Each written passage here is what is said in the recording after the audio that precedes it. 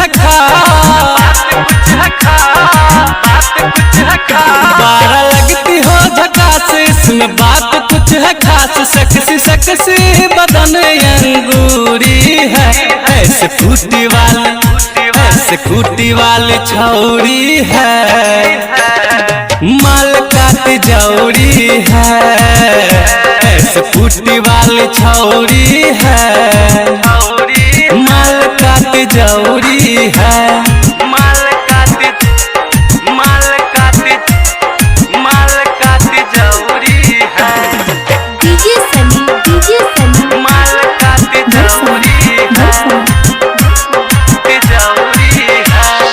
छोट छोट कपड़ा में ढोर ही दिखाती है, रोज रोज नया लड़का ये लड़की बताती है।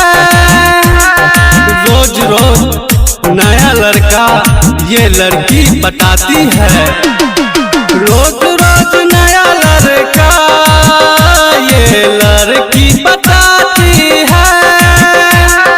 रोज रोज नया लड़का लड़की बताती, ऐसे फूटी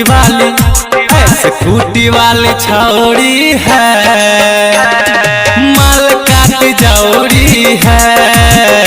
ऐसे फूटी वाली छौरी है, माल काटी जौरी है।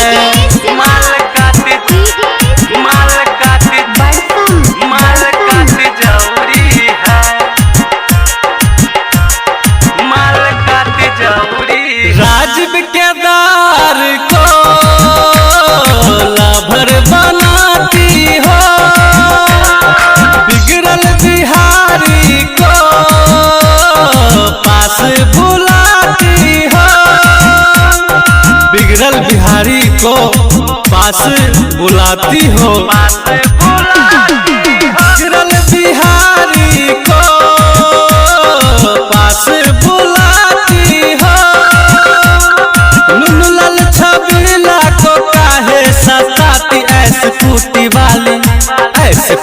वाली छौरी है, माल काटी जौरी है।